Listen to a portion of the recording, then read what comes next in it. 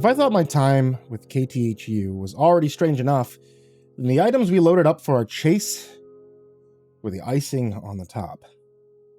Martin and I had gotten 50 feet of rope and 3 different compasses, along with enough food and fuel for a day, and then electrical computers and a spare tire. Last but not least were the weapons. 2 crates of C4 and a couple of old hunting rifles and harpoon guns. Are we off to chase storms or do war? I chuckled nervously as I lifted the last crate of wiring. As we made it back out the garage, though, we were stopped short to find Olivia blocking the driver's side of the weather van. If I can't talk you out of going, I'm coming with you. Mr. Kearney leaned against his crutch and muttered, "Out of the question." You're right, it is, because if you don't let me go, I'll cut your fuel line and then you'll be up a creek until Caleb gets back. Olivia snapped back. Her father flared at her angrily, looking like he was ready to smack her face, and said, "You wouldn't dare." She got right in his face. "Try me." I held my breath, unsure what might happen next. Fine, Mr. Kearney decided, as he took his crutches and slid them into the van as well. Then Martin helped him in and gave Olivia the stink eye as well. "Hold down the fort for us, Jim," Olivia called out, the stout man that was checking the garage door for any breaches in defense. And then we were off. "Quickest route is down the interstate," Mr. Kearney said as we got onto the road out of town. "Bad idea. We should take 515. Get us there in half the time," the daughter chimed in. "The 515 takes us out of the way," the older man snapped. Then they began to argue. "No, it doesn't. They've opened it back up." "How would you know?" "I was there a month ago with Caleb." "You went without me." "Hey," Martin shouted as we drove out of town. "I've got an idea." The 2 stared at him as we passed the motel. "How about we let the new guy decide, fair?" he suggested once he had their full attention. Olivia glared at me. "Sure, whatever." I hated being stuck in the middle, but it seemed like the best option, so I checked the map again and then made a decision. Olivia's right, the 515 will get us there quicker. Mr. Kearney made a humph, then closed the little window between the back of the van and the front, leaving Martin and I a chance to finally talk. It took me another 2 miles before I got the nerve to say something. "I never got a chance to tell you thanks. For the other night?" Martin kept his eyes on the road and shrugged. "It wasn't anything. I'm alive because of you. Nobody else on the team saw fit to do that," I told him. "Hate to lose you before you even get started," Martin muttered. Behind us, I heard the father and daughter begin to bicker again, and I chuckled. They always that way? Didn't used to be. Things changed after the mom left. Or so I've been told. I wasn't around for that leg of the journey. "What happened?" I whispered as we made our turn onto the open highway. "The way Jim tells it, she was tired of this life. Emerald Bay, the storms, everything. But Paul couldn't give it up. Just couldn't. So they went their separate ways." He glanced toward the rear of the van and added, "Messed up lived pretty bad. In fact, I'd say that she hasn't been the same since." I nodded and watched as the miles flew back, considering everything I'd seen so far since joining the crew. This life isn't for everyone, I suppose. Not for a family, anyway. Guess that makes us lucky, huh? "What do you mean?" he asked. "Loners. We don't have to worry about that sort of thing. Nothing between us and our dreams. Except the sky and the earth," I told him. Martin clenched the wheel a little harder and didn't respond. From what I gathered, I had said the wrong thing. The conversation was over. So for the next 4 hours, we listened to the occasional radio broadcast and followed the charts where the monitor took us. Finally, we reached a stretch of 515 about 5 acres wide, with nothing but green grass and power lines dotting the road. "This should be a good spot, Martin," Mr. Kearney said. We parked a few feet off the road, and then Olivia began to help her father set up a tripod, while Martin checked the cameras. The sky was so still and quiet, it's kind of hard to believe we were even tracking anything. In fact, come to think of it, I checked my phone on the way out, and I hadn't seen a blip on the Doppler. So, what the hell were we following? While everyone else got to work, I fiddled with the controls to familiarize myself with the van and how to handle it. I wanted to make sure I could switch between the gears and get us going at top speed if necessary. I didn't want to come up short on my first chase. Popping open the glove compartment, I saw a few stray papers and slid them out to take a look. Insurance and maintenance were pretty common, but there were also quite a few articles on missing persons. I'd recognized one of the names. Nick Sanchez. Is that the Nick that all of them were talking about? Dylan, can you check to see if the feed is still running? Olivia shouted to me, breaking me away from my reverie. I shoved the papers back into the glove compartment and nodded absently to her before giving the thumbs up. When my eyes turned to the horizon, I saw a rumble of lightning ripple across the distant clouds. There she is, Mr. Kearney said excitedly as he adjusted the tripod. The clouds were rolling in fast, much swifter than I expected, and as soon as they crossed a patch of trees, several alarms on the computers began to go off. The lightning began to stop and simmer in the clouds as all of us watched with bated breath. The air itself seemed to change and grow heavy. Then the funnel began to form. Mr. Kearney shouted excitedly, Martin, start up the camera! I think we should probably get back in the van, Olivia said hesitantly as the sharp bursts of wind grew stronger and the swirling clouds grew more intense. Suddenly, sky and earth met to form a tower of dust and debris on the horizon, and a twister was barreling across the farmland. I need to get a good angle, her father insisted as Martin got everything in place. Olivia ignored her father and pointed towards me. Get ready to go. Don't listen to her, Mr. Kearney barked as the winds nearly pushed the tripod over. The funnel was right across the road, maybe only 10 miles away. I think I got the signal, Martin shouted. The old man was staring towards the tornado with fierce excitement, waiting another moment until Martin confirmed it and said, Yep, we're locked on, boss. That was all it took for the old man to finally listen to reason and get in the van. Drive, Pruitt, Olivia told me as Martin kept himself steady and the back doors open.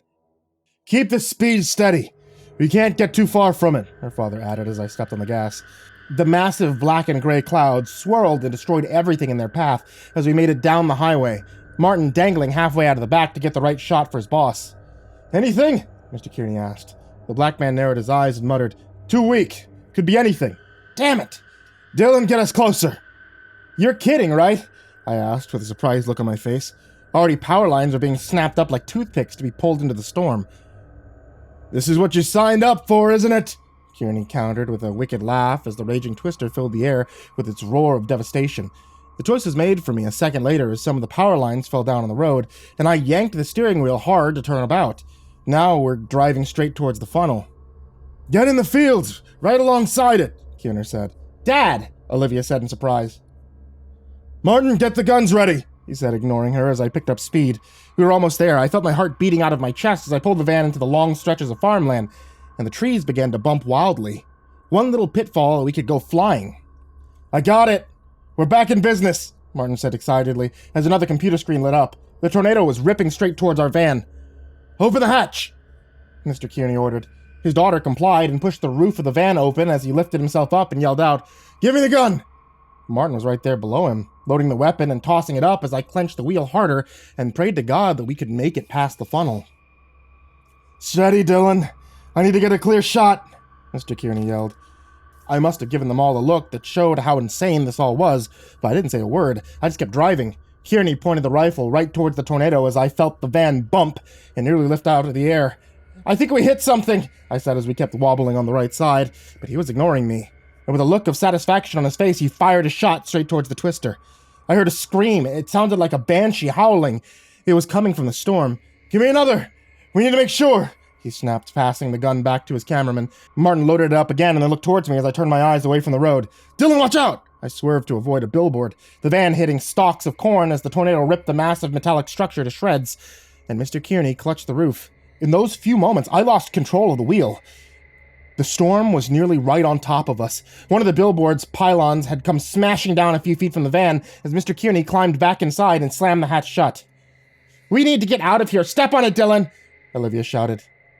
We've already blown a tire. We're so close, her father growled as the screaming grew louder. I can do this. Before we got a chance to object, the back door to the van swung open and flung itself into the storm. It was barely hanging on. Then he raised the gun again and fired another shot. This time, there was no mistaking the shrieks that we heard. A rumble filled the air. I saw streaks of lightning cross the funnel, and something moved from within. What the hell is that? I shouted. Suddenly, more debris began to rain down on us, and Olivia pushed my leg down and muttered, "Drive, goddammit!" The other door on the van was flung open and dangling as well as we made it to the highway. Then, from amid the storm, something spun out and hit the road behind us like a rocket. "I need the rope! Martin!" Mr. Kearney shouted anxiously. A moment later, the two of them had prepared the harpoon gun, and I watched from the rearview mirror as the thing from the storm began to move. It was about the size of two grown men. Its body was like that of an overgrown toad, with its legs twisted backward, and it had two extended arms that resembled that of a praying mantis. Just as it stood up, I saw from its back long, thin, bony wings extend towards the heaven. Then it shrieked, and it started towards the van. "Don't stop," Olivia told me as I drove around the down power lines. The damaged tire caused the van to bump and grind on the road. The creature screamed and flew towards us with lightning speed. Its long claws smashed against the road like boulders, hitting the pavement and knocking up more debris. Martin lifted the heavy harpoon gun and took aim.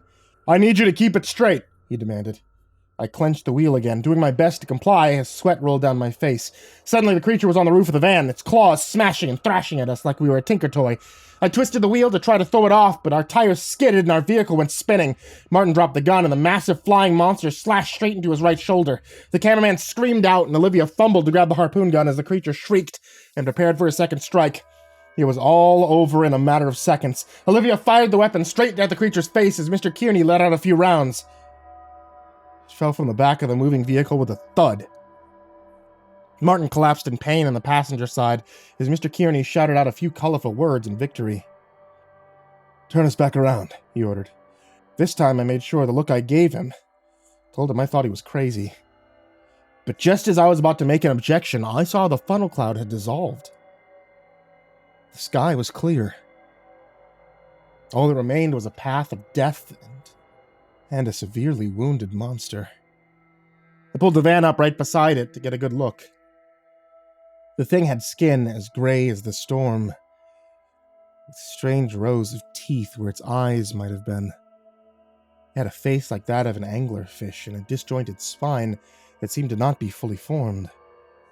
It was breathing in and out rapidly, the way any dying animal might. Mr. Kearney hopped out, chuckling to himself softly as he grabbed the other harpoon. Then he slammed the second sharp prong straight into the creature's skull. Once the monster lay still, he looked down toward me and Martin and gave a nod of approval. "Wrap it up, boys. Time to go home."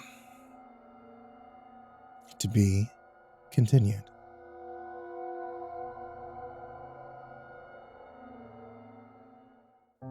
Hey there kids, it's me, MrCreepyPasta, and as always, I want to tell you thank you so much for watching tonight's video. If you guys are interested in finding new books from authors that you hear of on this channel, please pay attention to the links in the description down below. For one, you can always get a hold of my books, which are the Creepypasta Collections Volume 1 and Volume 2, but also from a bunch of my other friends, such as Jack Townsend, where Tales from the Gas Station Volume 4 is currently available. You can find a link in the description, as well as a link to all of my audiobooks I've done for Volumes 1 through 3. And yes, trust me, I'm going to be working on 4. It's just going to take me a while. And as always, I want to give a very big thank you to everybody who is on my Patreon. That means everybody. Everyone who is from the $1 tier all the way up to the "God, why do you pledge that much" tier.